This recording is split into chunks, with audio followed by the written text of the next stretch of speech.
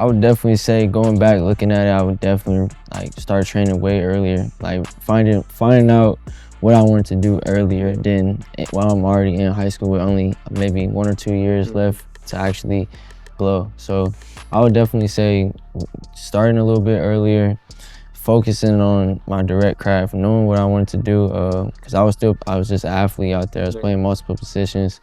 I definitely should have focused on crafting, and just learning myself more than what I did at the time.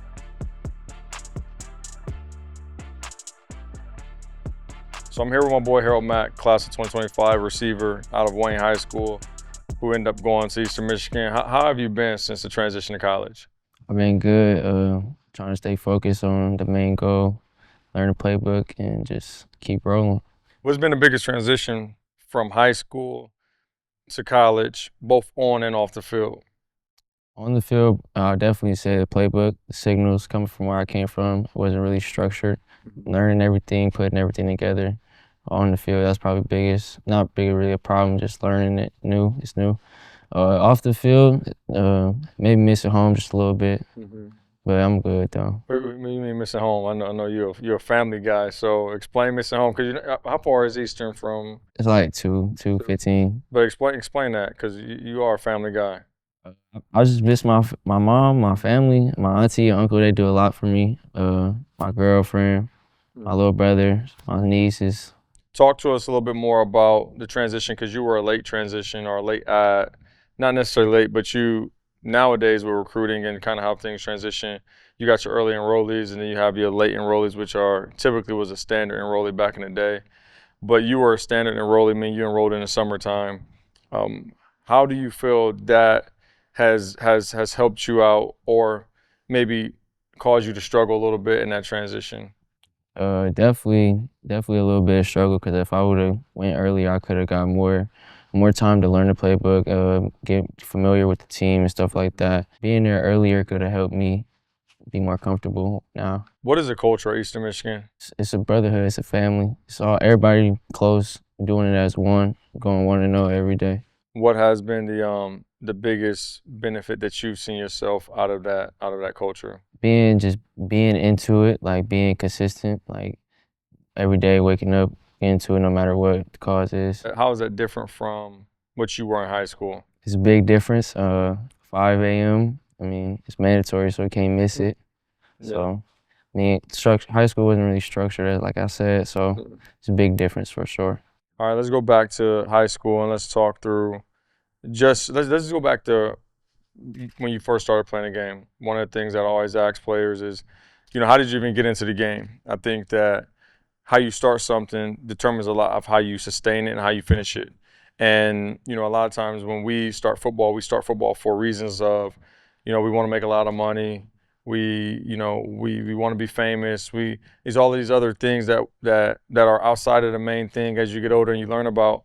But how did Harold Mack get into football? I played flag football at 7 years old.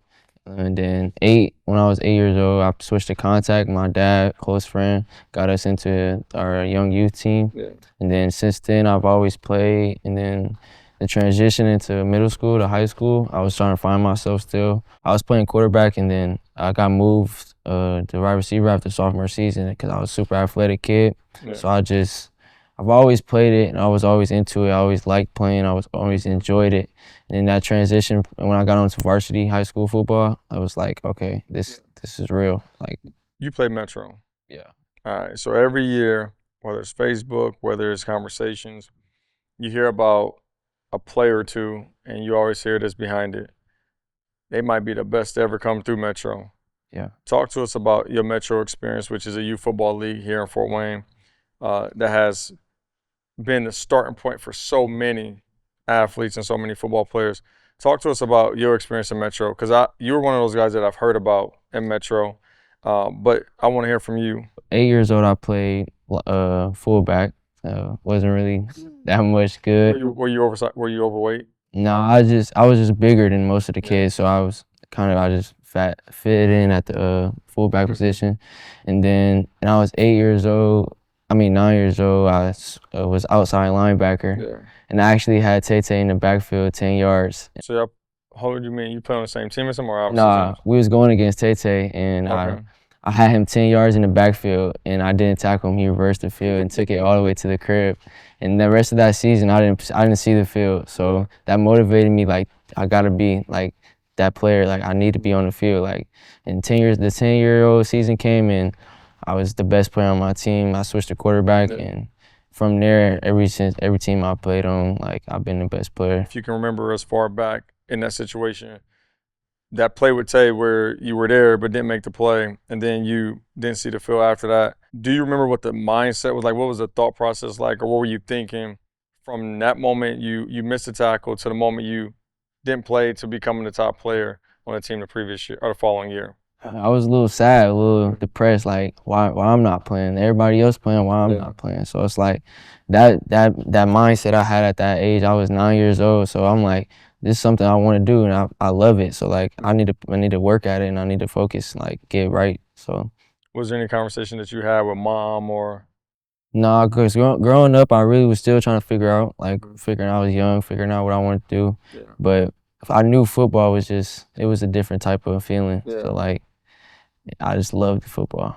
Talk to us about family. Mom obviously is a huge supporter. Uncle Steve, Auntie are huge supporters. I think I don't even know how we met, but you know when we first met, we had a sit down that lasted for quite some time. As you know, I like to talk, especially when it comes to these topics of helping. But we had a sit down, and Uncle Steve, who and my phone is Uncle Steve. Yeah. Was very supportive. And then Auntie was there, and then Mom, I don't think came to that meeting, but Mom was super supportive throughout the process. Talk to us about just the family foundation and what that looks like for you. I got a very good support system in my corner. My mom, ride or die, wouldn't change it, nothing about it. She's always kept me active in sports no matter what, like home situations, she kept me straightforward on sports. When she didn't want me doing all the extra and stuff whatnot, so like she always kept me focused on that. And then my auntie and uncle, once they realized and they seen the potential I had and stuff, they wanted to help me. Like they wanted me to go to college. They wanted me to be the next whoever. Like they wanted me to go far in life. So like they just helped me out a lot. Like it's so much I can't explain. What was the push like from Mom, Uncle Steve, and Aunt? Because Mom is very quiet. Yeah. But when you talk to her, you obviously like most moms, you can see that there's a level of a push that they have, a level of desire that they do have, you know, for the child. But what has that push been like from them? Because obviously you said when you noticed that you have potential, or when they saw potential in you, you know, things kind of to grow from there and start from there. But what was that push like from them? Very supportive. Like it's just straight support, nothing else. Like my mom was taking me practice every day, make sure 2 jobs, make sure I'm still at practice every day. Like just make sure I'm still on top of everything, school wise and athletic wise. How many siblings? How many siblings do you have? My dad got 6 kids, my mom got 5. Middle child on my mom's side. And how is that dynamic benefited you? How has that dynamic helped you and aided you to where you are right now? It's been good because not everybody in my family perfect, so I seen decisions that some people made that wasn't so good, and some people that was doing actually good in life. So I just kind of focused and put my vision towards where I wanted to go, and then like put my mind to it. So I made it happen with what I wanted to do in life. It was only like about I want to say like a year and a half or 2 years after that I met you that I realized you had a major role in a family at home. Talk to us a little bit about the leadership role that you had to take on. It was really big, making sure my siblings got to where they need to be, whether practice, work, anything like that. They look up to me, so like they see the hard work and stuff I do. It just motivates them to go hard in whatever they do. Like my little brother, he wanted to start playing football, taking it way more serious than what he was, because he seen the stuff like that I was achieving and stuff, getting offers and stuff like that. What type of conversations have you and him had? Because I know that he started to recently get a little bit serious about it, and I didn't realize, I seen him actually yesterday at work, and I didn't realize how tall your brother was. And obviously you think that the same genes that you have, he obviously has some of those as well. But just the potential that he has. What were those conversations like? Because he wasn't always willing to jump into it and get going. Yeah, I would say we took an official to Ohio during my recruiting process, and he seen how it was, like how they was treating me, like give me a little bit, you know how it is. He liked it. He liked being on campus, seeing like the football stuff, all that stuff. So like we talked about it. I told him like if you want to do it, you can do it, but like, you have to want to do it. Like you can't do it just to do it. You gotta want to do it. You gotta put the work in. You can't just be lazy, and stuff like that. So we actually had some pretty good conversations about football in general, life in general. I keep reiterating to him like you gotta work for it. Nothing gonna be given. You gotta earn it no matter what. How much do you know, if you know, how much has he listened since you've transitioned to college, since there's that distance now that wasn't so much of a close proximity when you were here, but how much has he changed or evolved or grown since you've gone for school? Yeah, before he would be lazy, not want to go to practice, not go to workouts and stuff like that. So like I got on him. I was like, you want offers, right? You want good stuff. You want to go to school for free. Like you gotta go earn that. You can't just not. It's not just gonna be handed to you. You gotta earn it. He actually picked up on it a lot more. Like especially with school, summer ball and stuff like that. He been going in there, getting after it every day, hitting the weight room, doing everything he's supposed to be doing, trying to blow up a little bit. Let's talk a little bit about mom a little bit, because obviously, mom has been, again, to your point, very supportive, and she's been, from my understanding, the rock of that family. And she has a certain work ethic about herself. How has that work ethic helped you and aided you and helped you to really see that if mom can do it in this area, I'm playing a game, I should be able to do it in this area?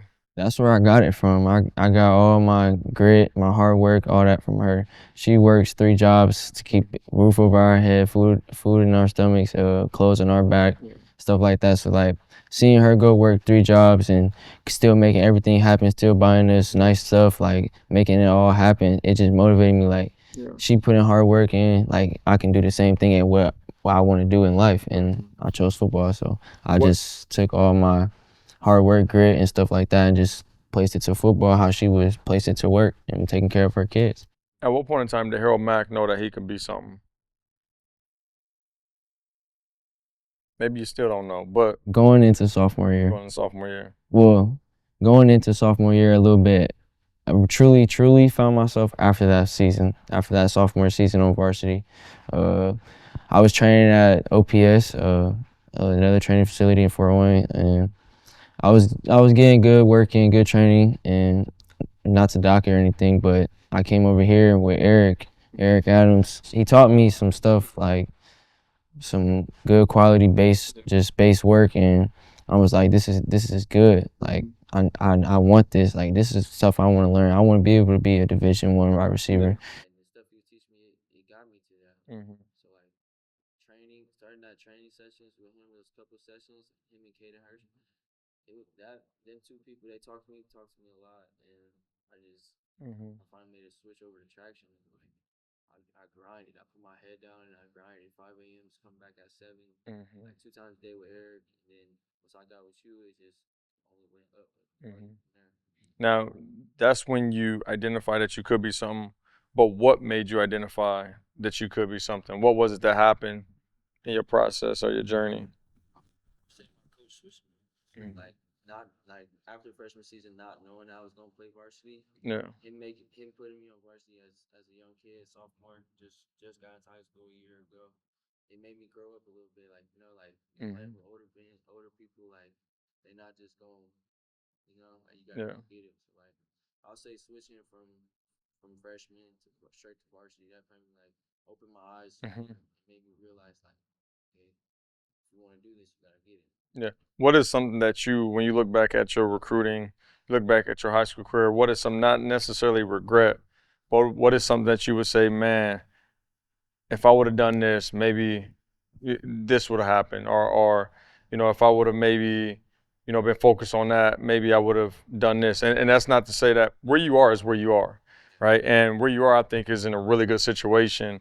But then, I'm asking this question because I remember vividly last year, we go to Penn State, and you do everything you possibly can to get a scholarship and earn a scholarship, and you were so frustrated at that moment. And it wasn't in a lack of performance. I think it was you can reiterate a little bit what it was, but you end up running like a 4.3 4.38, yeah. 4.38, which is good on any clock. Ran a 4.38, did well. I think there was some struggles that you had, but what is that you think that you could have done? Is it starting earlier? Is it maybe focusing on certain aspects of your game? I would definitely say, going back looking at it, I would definitely start training way earlier, finding out what I wanted to do earlier than while I'm already in high school with only maybe 1 or 2 years left to actually blow. So I would definitely say starting a little bit earlier, focusing on my direct craft, knowing what I wanted to do, because I was just an athlete out there. I was playing multiple positions. I definitely should have focused on crafting, and just learning myself more than what I did at the time. What was that moment like when you're at Penn State, you run really well, head coach is like, man, this dude is a unique talent, unique prospect, and you end up at the end of it, you go, man, you're frustrated because it didn't happen, and that was a school that for sure, if it came through, you may have been a Nittany Lion this year. So talk about that experience. It was a really good day, and obviously had a few mistakes, a few drop balls, but it was just the little small things like turning around, catching the ball, turning my whole body around, catching it, maybe running more. My routes was good at the camp. I did good, just a couple bad catches. But it was just I know what I was doing leading up to that. We was going after it every day, nonstop. So I was going into the camp. I was definitely, of course, I was trying to get the offer. That was the main goal. Everything happens for a reason. So God put me in this position for a reason. So talk about the not so much freshman, sophomore year, but let's hone in on the last 2 years of high school, where I can't recall when you started training at Traction, but you did start training at Traction, and I know you started with Eric Adams, and then you kind of just transition into group training and whatnot, and then obviously I started training with you and working with you.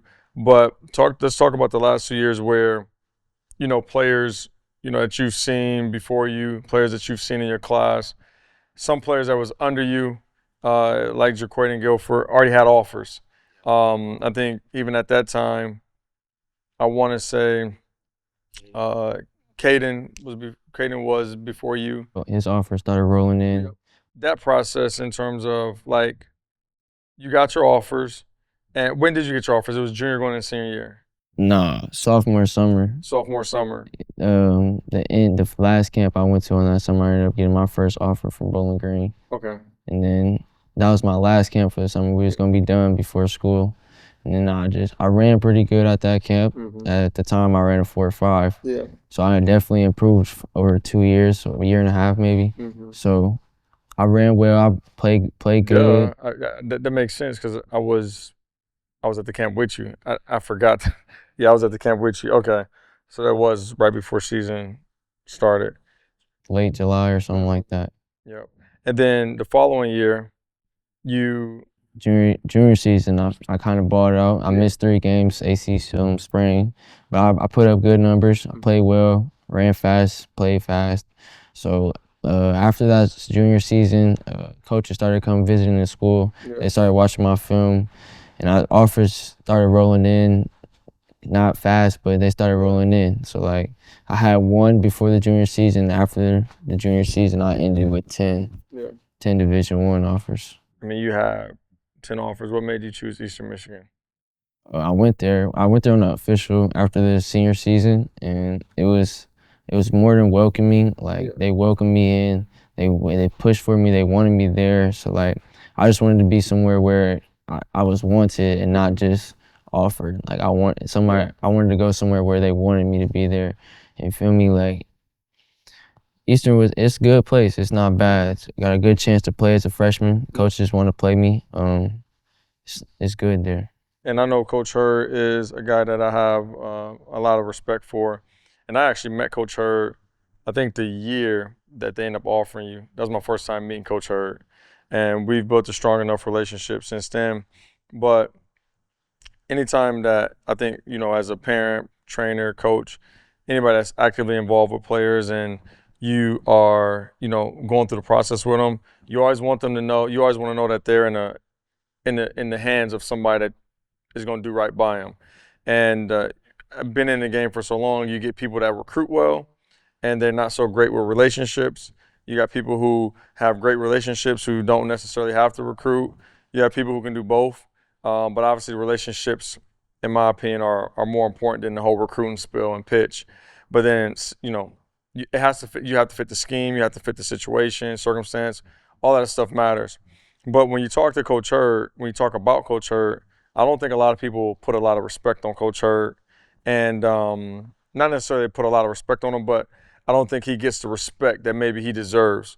And I know he was at Ole Miss at one point where he had, I think it was A.J. Brown, those caliber of players. And I don't know, I think he recruited them. I can't recall, but I know he was there around that group of players that was there. And I didn't find that out until this past spring, where we had a player go up there on a visit, and he doesn't talk much about himself. You can tell he's focused solely on the growth and development of the player. So in your relationship with him during recruiting, how did his relationship with you, or how did that stand out compared to everybody else? He was definitely pushed for me recruiting hard. He was sending me a lot of mail, calling me like 2 times a day, checking up on me. Like it's crazy because like they offered me and I didn't know that they offered me until the offer day came out in August or whatever. And they sent it to me. I posted it and stuff. I'm like blessed and stuff. And then they was like, "We've been offered you back in June. So like, what's going on?" I'm like, I never was noticed. So, but like, during all that time though, when I didn't know I was offered, Coach Hurd was still calling me, still still pushing for me as hard as he can. Like, they even waited to let me commit after the senior season. So like, I could tell they wanted me really, really bad. So I knew I could be a good fit for them. Yeah, well, I know throughout the recruiting process, he was heavy on Harold Mack. He was coming, obviously typical recruiting, coming to basketball games, doing all that stuff. But he was heavy on Harold. He wanted you bad, and you can tell when a coach wants a player bad, and is willing to do everything they can within the rules and the guidelines of, what they can do to be able to do so. And he did all that he could to get you. And I think that he's a guy that is not just a good coach, great coach, but just a good person, great person. And those are the type of coaches that it makes parents and makes trainers and coaches feel welcome and comfortable enough to say that, this guy is transitioning to that environment. But, today during the workout, you did something that was not so much interesting, but you did something today that Harold Mack in high school wouldn't have done. And we got finished with the workout, and you go, "Hey, let's pray." Well, Harold Mack in high school probably wasn't going to try to invite everybody over to a prayer. And we know that Eastern Michigan, to your point, has that type of environment. I can't say ask where it came from, but how has that affected you? Through the small transition. I would say I got that specific thing, praying after session and stuff. I got it from Traction. Oh, you did? You just didn't do it in high school? Listen. Okay. I got it from Traction. After every session, we would do a quick prayer, make sure everybody get home safe and stuff like that. So after football season and basketball, I took the prayer to the team. We at the end of every practice, every game, before we leave the stadium, the facility, whatever it was, we prayed. We did a quick prayer before the games, after the games. We did a prayer. So I brung it to the team, like, let's pray for a good season. And then like going after the basketball season, it just stuck with me, like, pray. You need to pray, like, God is a part of this, like, God got me in this position for a reason. So praying is just like, it's good for you. So you took it to school, Eastern Michigan? Are you? Yeah, like we they already praying stuff there, so like I'm getting in on the session, I'm leading some of the prayers, so like I'm just make sure that people know like God is important for all of us, no matter what our situation. How strong has faith been for you? And how much have you activated faith since you've been at an environment such like Eastern? I'm definitely still learning. Like by far, it's always can be more to learn, no matter what. But it's been good for me. It's been keeping me praying to God, asking Him for healness, healthiness, like anything like that. I just in my mind, I'm thinking like, okay, if I pray, maybe one day, like. So it's been good. It helped me. It helps me a lot, actually. Absolutely. And let's go back a little bit to, I think it works hand in hand. I think prayer and faith, all of that stuff works throughout this process. And I think faith is something that I think a lot of players don't necessarily lean on as much as they probably should or could. But the disappointment of not playing at the level that most people come into this game trying to play at. And obviously you're a D1 athlete. And so that in itself, just being a college athlete, it's hard. Like getting to that point, the percentages are low. But for you to get to D1, and yeah, it may not be the SEC or Big Ten, but you're in the MAC and you're playing at a D1 school, how did you handle I don't want to call it disappointment, but how did you handle the adjustment of not getting to that goal of those bigger, conferences? Yeah, God helped me. He put me here for a reason. So like me doing this podcast right now is for a reason. So me going to Eastern Michigan, I know it was all part of my story, my process, my plan. Just it was. I mean, yeah, I felt a little like, okay, I should be up there because I put in the work for it. But like, it's it's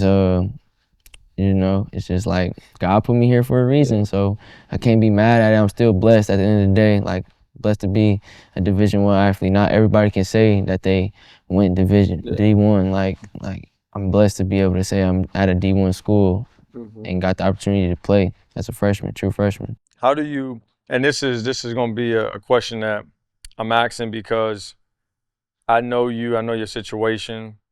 I've talked to mom, Uncle Steve, aunt about it.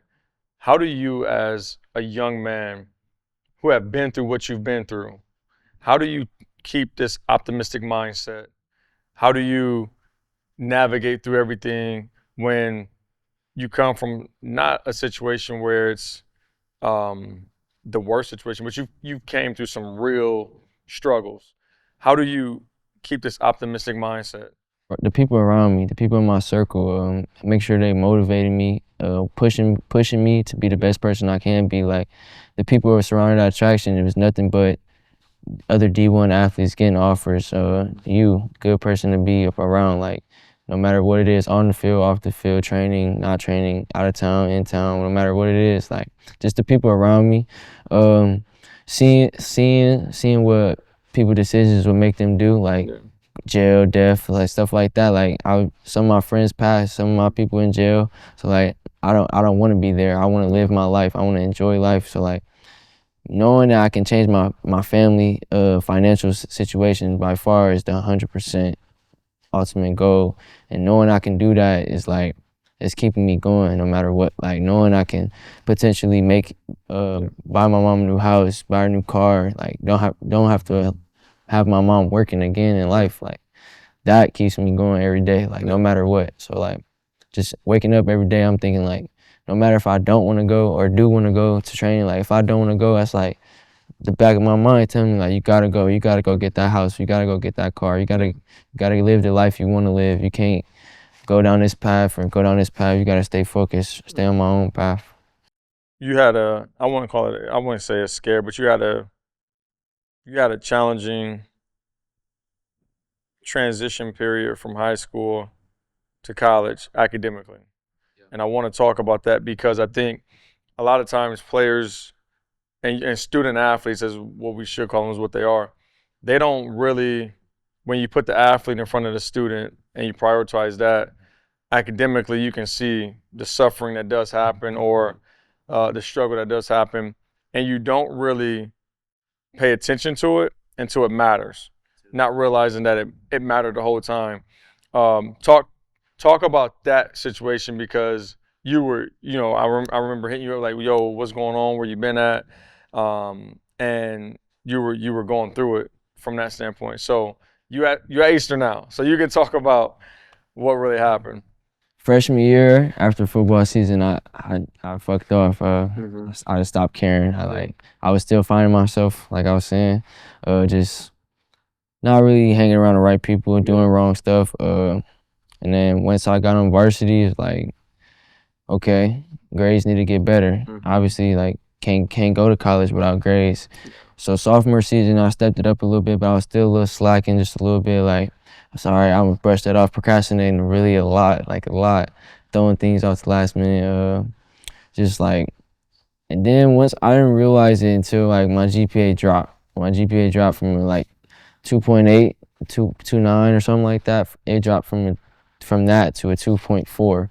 So NCAA was 2.5, obviously. So around the time where things started to get real, I was behind. I was already taking summer school, making up classes throughout each summer. So I did summer school 3 summers, cause I was messing around, like I wasn't, but I was making up classes from those past days, like freshman year, so 8th grade.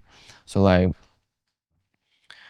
academics is probably more important than the crafting, than the training, than all that stuff. Cause like I almost didn't make it. Like I almost wasn't gonna be at Eastern. So like I definitely picked up on it junior year. By far junior year, I had a good year. Lowest grade was a C+.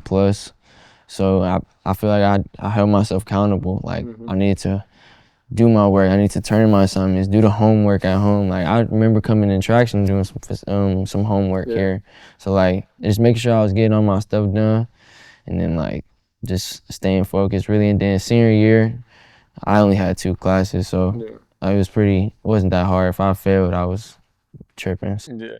What was the timing of it where you were relieved knowing that you actually got accepted to go to Eastern? Because it wasn't early in the process.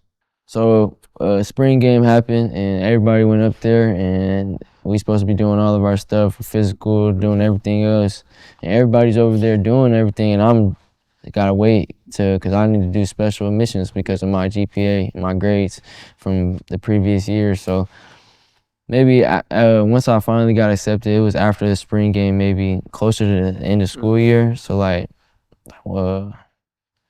I don't really remember what month or not, but it was towards the end of the school year, my senior season, closer to before I was actually finna go up to Eastern, my return time. So yeah, once I got accepted, I did a special admissions. I had to write a paper. I had to get some reference papers and stuff like that, and then I sent them off, and they liked it, and yeah, they accepted me.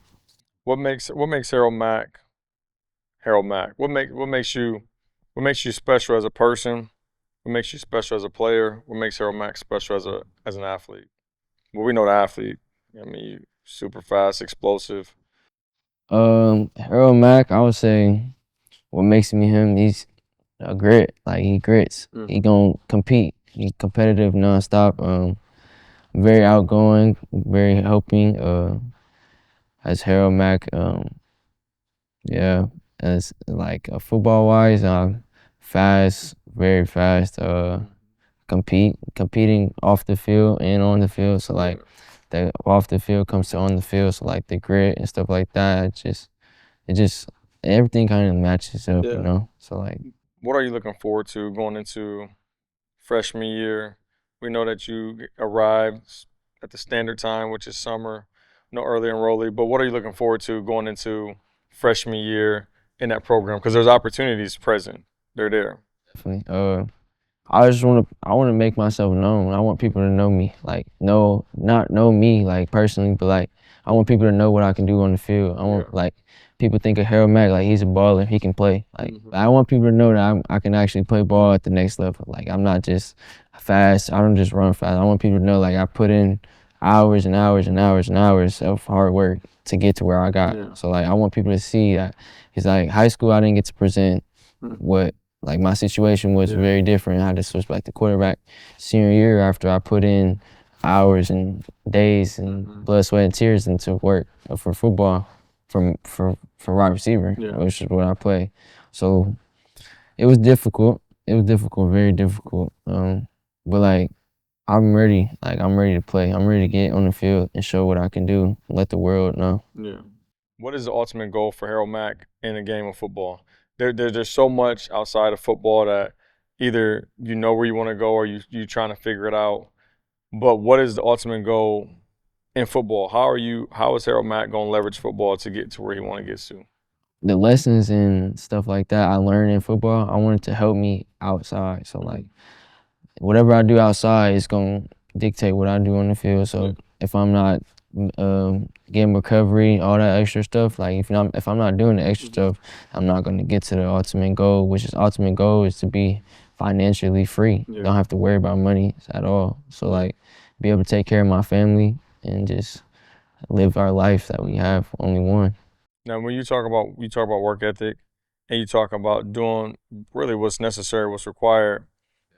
What does that look like for you? Because you come from a situation where you probably never watched film. You never, I mean, there were so many things that you didn't have to do, because in high school, typically, if you're the best athlete, you can do what you want to do.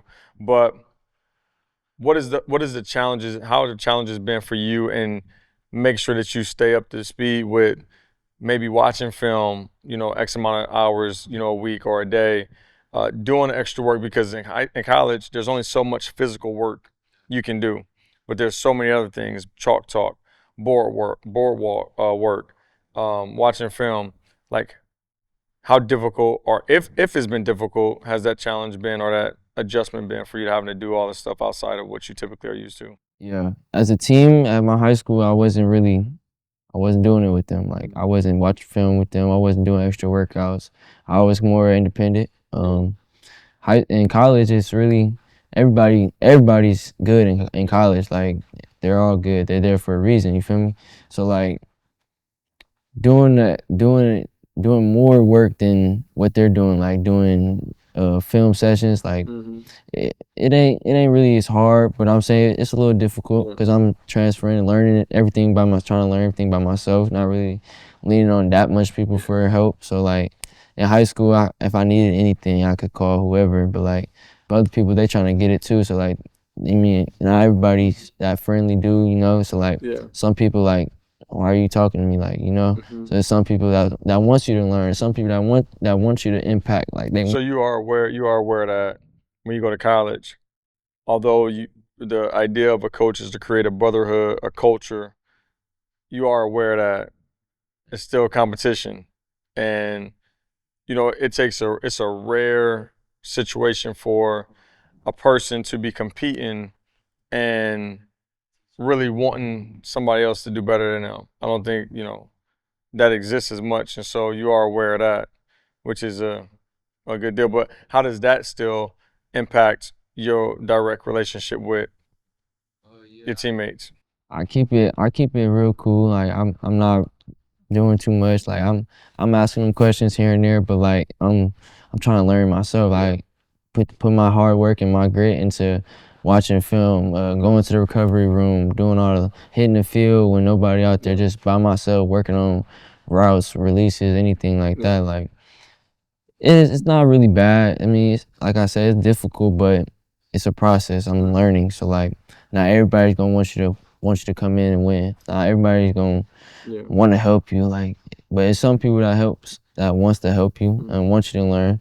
So it's real good. I mean, having the people there to help you is good, because they've been there before me. Like, some of them are willing to give the wisdom and knowledge to me, but some of them are like, you gotta earn it. You gotta learn it. Absolutely. So like, it's good. What is a guarantee that you can give Eastern Michigan fan base, coaches, trainers, just that whole body of Eastern Michigan? What can they expect from Harold Mack now and moving forward? A hard worker, a competitive person, very much not just gonna just give up. No quitting.